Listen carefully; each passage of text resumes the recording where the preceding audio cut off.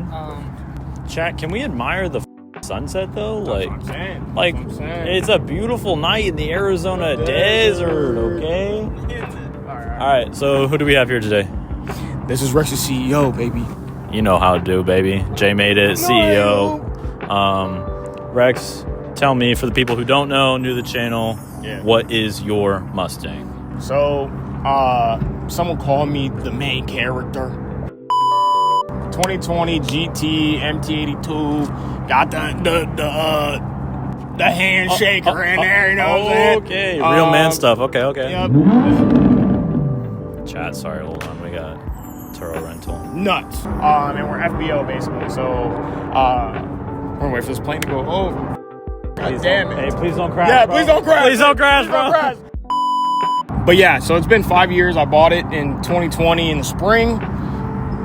All of you guys have seen the progression of this car. I mean, I've pretty much done 2 like major hauls with the vehicle. One was a super aesthetic scenario. So I bought a lot of aesthetics at the same time and then dumped them on the car, and then took another year, got all the performance stuff, put it on the car at the same time. Then very next year, that was 2021, I believe.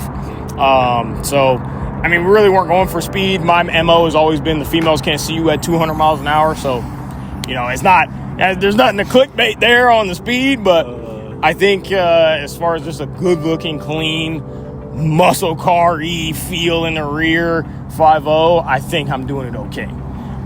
You know, we had to have a clickbait piece of the vehicle, as you can see behind us, but it's not a daily driver, so that's why the Lambo doors are there. So walk us through, what would you say is your favorite aesthetic mod that you've put on the car?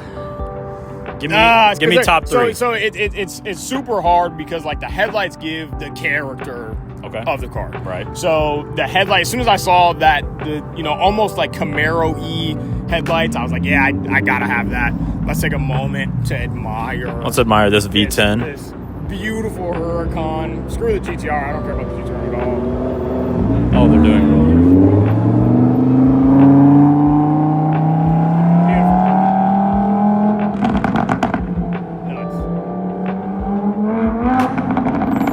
Chat, my pants are a little wet. But yeah, so the headlights, as soon as I saw that almost like Camaro-ish look-alike, like with the fancy DRL, yeah, like with the DRL, it's crazy. Okay. I think that gives a lot of character to the car. I have to say, this is probably going to be third on the list, Lambo doors, just because of, I don't think if the Lambo doors were here, we'd be at the spot we're at social media-wise. So you got to give those credit. And then aesthetic, my next favorite piece is all the carbon on the car now. Carbon goes crazy. That is, and we'll show you that for sure, of course. Or you can go to my Instagram. Every angle has got carbon on the car. I think 50% or 40% of the car is now carbon. It's just absolutely amazing. Anderson Composites, shout out to them. Shout out to Anderson American Composites. Muscle. So make some of the best fitting carbon pieces for your car. Exactly. I've seen it focus wise on my car, S550 wise.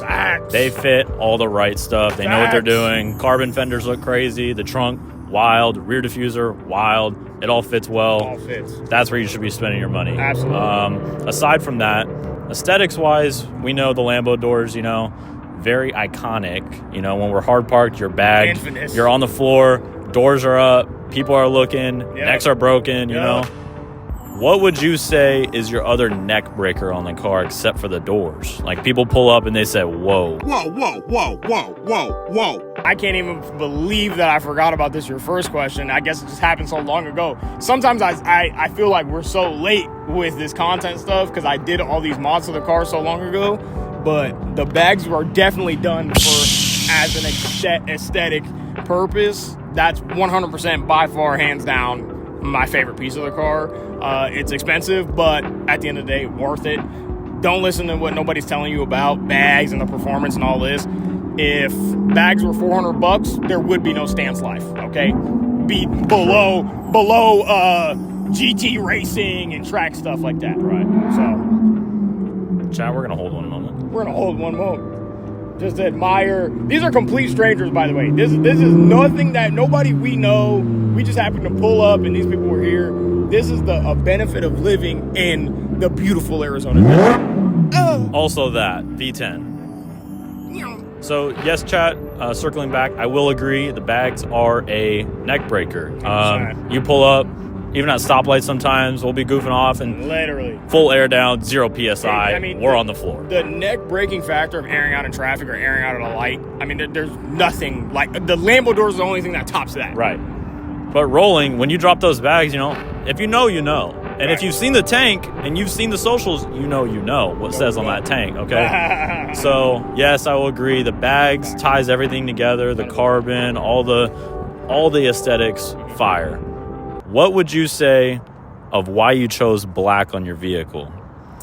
That's almost like in my DNA. Pause. What did he say? That's got to be racist. There's no way. Presume. And that's how Like one of my earliest childhood memories was washing my dad's black convertible Mustang in like 02 or something like that, and he had a New Edge or whatever it's called in that generation. Yes, Right. I'm dating myself, but 9904 chat. something like that. Yep. So I think it just runs in my DNA. I've always liked black cars. I don't think I could sign for anything other than black at this point. It would have to be nuts, some nuts color. Like Nardo Gray is like the second place, and that still wouldn't sell me. I'd have to buy it in black and wrap it that color. Okay. You know what I mean? Okay. Just to feel safe in my heart, just to sleep at night so I don't wake up in cold sweats. Right. You know what I mean? You said I need a black vehicle. Has to be black. So Every car I own right now is black. So for the people who don't know, yeah.